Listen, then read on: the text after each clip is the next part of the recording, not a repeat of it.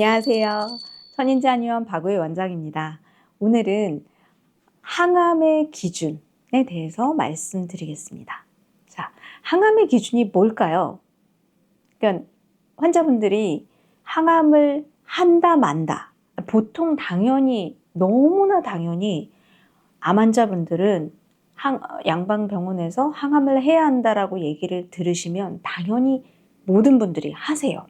그런데 항암의 기준을 제가 말씀을 드리는 이유는 이제 많은 분들이 항암이 꽤나 위험이 있는 치료라는 걸 모르세요.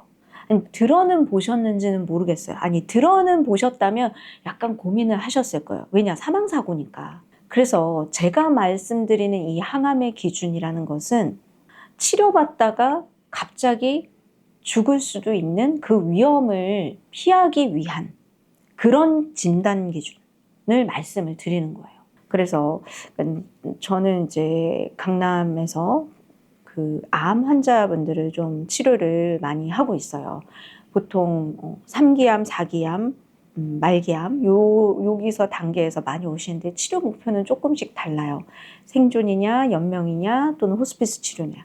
그 기수에 따라 좀 다를 수는 있지만 항암 때문에 지금 환자분이 저한테 오시는 경우가 많은 분들이 양방에서 항암을 더 이상 못한다라는 얘기를 듣고 많이 오세요. 그러면 거의 호스피스 직전에 오시는 거고요.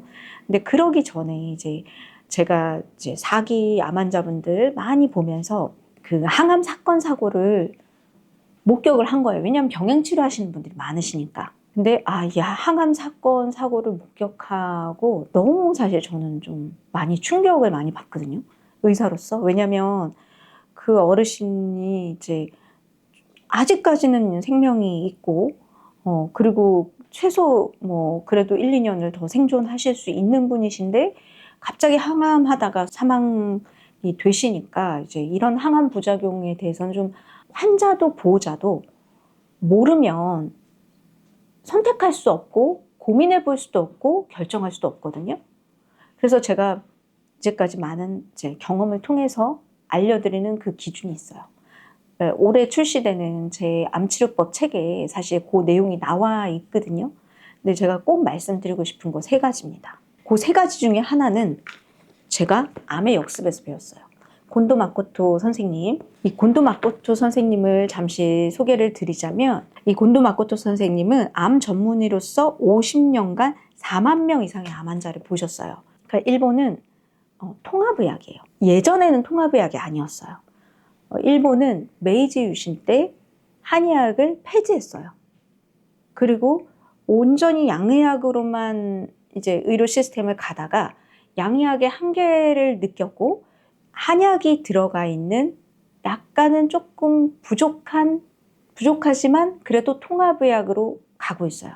그래서 일본에서 게이오 대학에서 그 체력이 약하거나 연로하신 분들이 항암 치료, 독성 항암 치료를 못 받겠다라고 판단하시거나 선택하신 분들은 이 곤도 마코토 선생님께 다 보내서 그렇게 이제 그 항암 치료를 선택하지 않은 암 환자들을 아주 많이 오랫동안 보시면서 이론들을 정립해 나가셨거든요. 자, 이거는 일본 후생성의 연구예요. 그래서 일본 후생성에서 일본의 국립암센터에 70세 이상 고령 환자 1,500명을 대상으로 해서 항암 치료를 한 그룹, 그리고 양방의 서양 세포독성 항암이 아닌 이제 그냥 면역 치료를 한 그룹으로 나눠서 생존율을 비교를 했어요. 그랬더니 결과가 70세 이상은 항암을 안 한 그룹이 훨씬 생존율이 높았습니다. 그리고 특히나 폐암에서는 40개월 이상 생존한 사람은 항암 치료를 안 한 그룹뿐이었다. 폐암에서의 세포독성 항암 치료가 연로하신 분들한테 더 치명적이라는 얘기가 되겠죠. 그 췌장암 어르신이었거든요. 제가 연락을 드렸어요. 따님한테 아버님 약 잘 드시는지 연락을 드렸는데 따님이 막 우시는 거예요. 아버님 첫 항암 치료 받으러 들어가셔서 바로 사망하셨어요. 심장 쇼크로. 그래서 가족들이 인사도 못했어요. 그래서 이런 거를 경험한 가족들은 너무 큰 충격이에요. 그래서 저도 그때 따님하고 같이 전화로 막 울었어요. 그러니까 이거는 저도 이런 걸 경험을 해서 항암 기준을 좀 알려드려야 되겠구나. 70세 이상은 세포독성 항암이 어려울 수 있습니다. 그리고 그것으로 인해서 오히려 생명이 더 단축되는 경우가 올 수도 있어요. 첫 번째, 나이 기준이에요. 그래서 저는 70대 이상은 세포독성 항암이나 좀 이게 굉장히 공격적인 치료법이에요. 치료법이 세상에는 많아요. 그게 다가 아니거든요. 다른 선택을 하실 수도 있어요. 두 번째, 체중 기준입니다. 제가 이것도 실은 경험이에요. 이런 게 교과서에는 나와 있진 않아요. 다행히 70세 이상은 일본 후생성에서 이런 연구를 통해서 결과가 나와서 정말 자신 있게 이렇게 말씀을 드릴 수 있는 거고, 이 체중 기준은 저의 그냥 온전한 임상을 통해서요. 왜 그러냐면 암 환자분들의 치료와 생존에 있어서 체중이 굉장히 중요해요. 그게 체중이 다른 게 아니라 면역력의 드러남이거든요. 항암을 하시고 20kg가 빠지시더라고요. 2달 만에. 특히나 췌장암 환자. 그러니까 그 모습을 보고 그 얘기를 듣고 너무 충격을 받았어요. 그리고 또 저체중이신 여성 췌장암 환자분이, 원래 췌장암은요, 그냥 냅둬도 6개월은 그래도 생존하거든요. 아무것도 안 해도. 근데 2달 만인가? 항암 2번 만인가? 돌아가셨어요. 이런 것도 항암 사고인 거예요. 그게 저는 그분에게서는 저체중으로, 체중의 진단 기준으로 봤어요. 왜냐하면 우리 몸이 그 독성 항암제를 견디려면 우리 몸의 지방, 근육, 이 2개가 소진이 돼요. 그럼 그 2개가 버텨줘야 되거든요. 그래서 제가 제시하는 기준이 과체중이에요. 정상 체중도 좀 부족해요. 그럼 과체중은 얼마냐? 이제 키 160 여성 같은 경우는 한 64kg 이상, 키 170 남성 같은 경우에는 한 75kg 이상. 그 정도가 이제 과체중 레벨이거든요. 그러니까 그 정도 여유는 넘겨야 이제 항암을 했을 때 버텨요. 다 빠져요. 결국 항암 치료를 하면 다 빠져서 표준 체중이거나 표준 체중 이하로 또 가까이로 내려가시거든요. 근데 항암을 하려면 만약에 그 표준 체중이거나 아예 저체중에 있는 환자다. 그럼 진짜 하다가 죽습니다. 그래서 저는 이거는 양방에서 얘기를 해주기가 어려운 게요. 양방 시스템을 좀 이해하셔야 되는 게, 양방은 굉장히 큰 시스템이에요.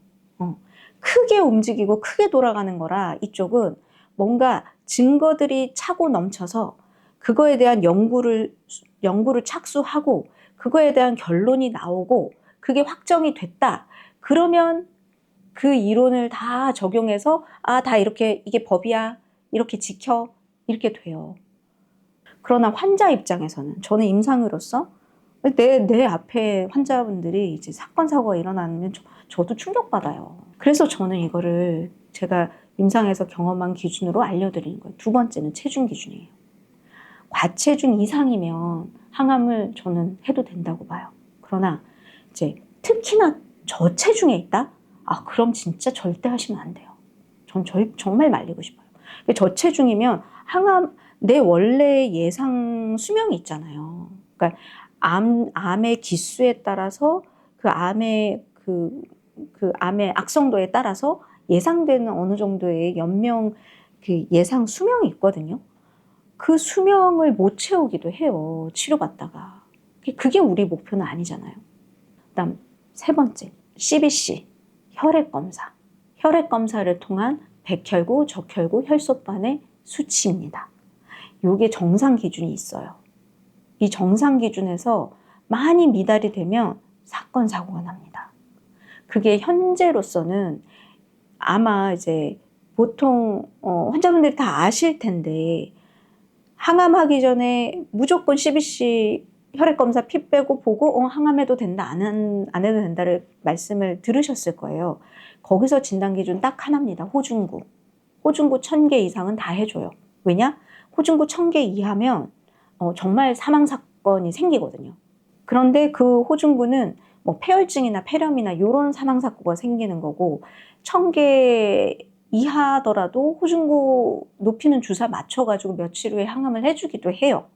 그러나 그게 다는 아니에요. 그러니까 림프구가 굉장히 낮거나 그러면 내성이 와서 확 퍼져요. 그거 모르시는 분도 굉장히 많거든요. 그리고 양방에서는 제가 아까 말씀드렸듯이 양방의 그 거대한 시스템에서는 그거 하나하나 적용이 안 돼요. 림프구가 원래는 저는 제가 자신 있게 권하는 거는 2000개 이상이 돼야 그래야 항암을 했을 때 효과가 좋아요. 근데 림프구가 막 900개, 1000개다. 그러면 그때 항암을 하시면요. 다 마지막 항암을 이렇게 표현하세요. 항암 내성이 왔다. 그게 림프구가 900개, 1000개 그 정도 되면요. 더 깎여서 거의 호스피스 레벨 림프구가 되거든요. 그럼 내성이 오는 거예요. 그러면 내 면역 세포들이 못 지켜줘서 쫙 퍼지는 거예요.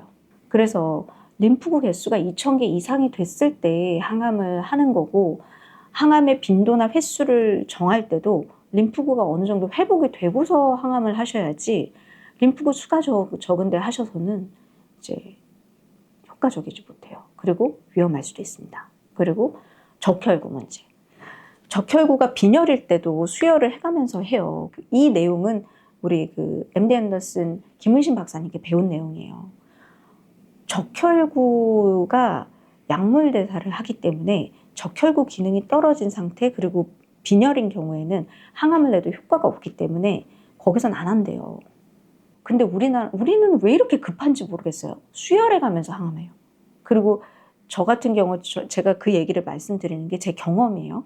그 어르신이 저희랑 병행 치료를 해서 대장암 간전이 폐전이셨는데 우리 양방 항암하고 우리 약하고 병행 치료를 해서 2달 반 만에 암이 한 10cm가 줄었어요. 굉장히 효과적이었는데 그래서 제가 그만하시라고 그랬거든요. 근데 아버님이 적혈구 수가 너무 낮았어요. 거의 반토막이었거든요. 근데 저는 그러니까 백혈구 수 떨어진 것도 문제지만 적혈구는 더 문제가 되는 게요. 적혈구는 주기가 120일이에요. 그건 무슨 말이냐? 이게 좀 어느 정도 생성하고 만들어지는데 시간이 오래 걸린다는 얘기예요. 그럼 항암을 하면 적혈구가 확 깎이거든요. 그럼 그렇게 확 깎여버리면 그 안 그래도 반토막 났는데 깎이고 이게 회복되는데 시간이 걸리기 때문에 어떤 치명적인 크리티컬한 그 수치 이하로 내려갈 게 제 눈에는 너무 보이는 거예요. 그래서 저는 반대했는데 아버님은 주치의한테 항암 주치의한테 본인이 물어보겠다. 그리고 물어봤죠. 괜찮다. 하셨죠. 제 말대로 적혈구로 사망하셨어요.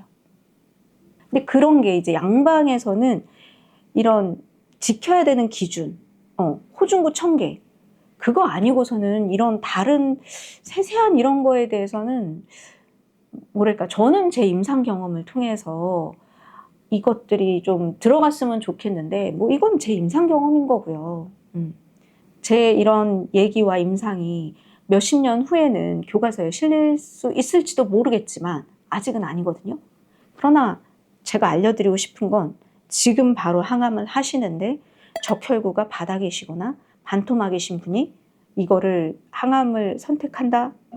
사고 날 수 있어요. 그걸 말씀을 드리고 싶어요. 혈소판도 마찬가지입니다. 혈소판도 15만 개 이하인 경우에는 위험해요. 그냥 똑 깎이거든요. 그래서 백혈구, 적혈구, 혈소판이 다 정상일 때 항암을 하시는 거예요. 그리고 약간은 여유 있을 때, 수치적으로 약간의 여유가 있을 때 항암을 하시는 거지 이 숫자가 다 미달이거나 저한데 호중구 1000개만 보고 괜찮아요? 저는 반대입니다. 네. 이거를 좀 환자분하고 좀 보호자분에게 알려드리고 싶어요. 올해 나오는 제 암 관련 책인데 그 책에서 진짜 제가 진짜 제일 하고 싶었던 게 사실은 이 내용이었어요. 항암할 때 사건, 사고를 피하는 법, 안전하게 항암하는 법. 그 기준이 제가 경험하고 제가 임상에서 봐온 기준은 그 3가지입니다. 이 기준을 조금 아시고 어르신이시거나 또는 체중이 완전 미달이시거나 너무 마르신 분이거나 아니면 CBC를 봤는데 다 L자, 다 저하 이렇게 찍히셨으면 항암에 대해서 신중하게 고려하셔야 됩니다. 오늘 말씀이 좀 도움이 되셨으면 좋겠어요. 네, 감사합니다. 천인자니원 박의원장이었습니다.